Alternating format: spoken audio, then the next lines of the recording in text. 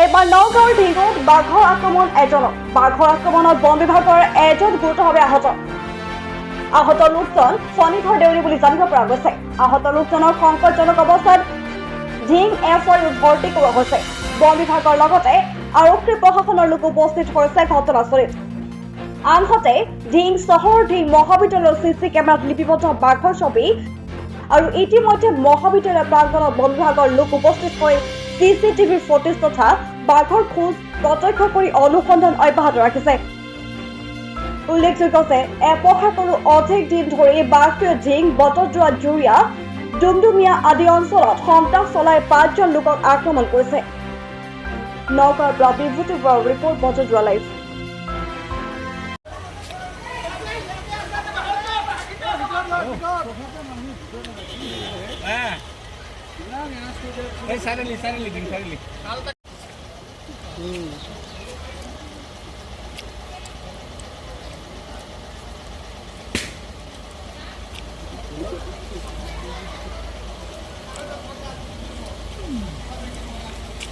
ইমান ভয় খাইছিলো নহয় লগা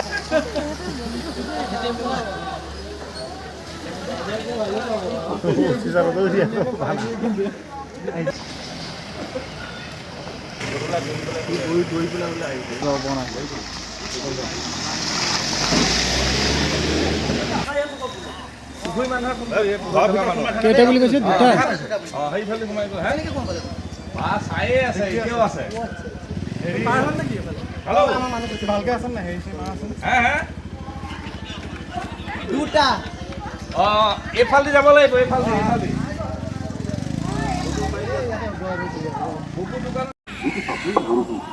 চৰ্দাৰ ৰাইজ ইয়াৰ দ্বাৰা ঢিংবাসী সমূহ ৰাইজৰ জ্ঞাততে জনোৱা হয় যে ঢিঙৰ বিলতীয়া শিঙিমাৰী পথাৰত এটা ঢেকীয়াপতীয়া বাঘৰ উপস্থিতি নিশ্চিত কৰা হৈছে। গতিকে কোনো মানুহক বাহিৰলৈ নোলাবলৈ ঢিং থানাৰ তৰফৰ পৰা সতৰ্ক হ'বলৈ গুহাৰি জনাইছো।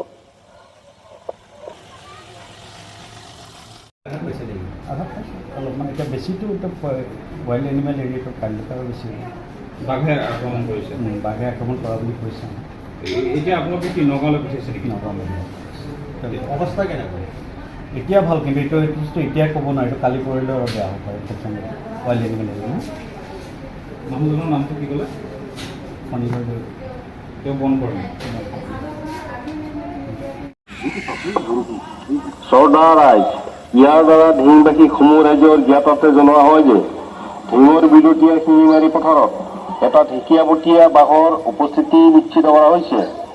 গতিকে কোনো মানুহক বাহিৰলৈ নোলাবলৈ ঢিং থানাৰ তৰফৰ পৰা সতৰ্ক হ'বলৈ গুহাৰি জনাইছো।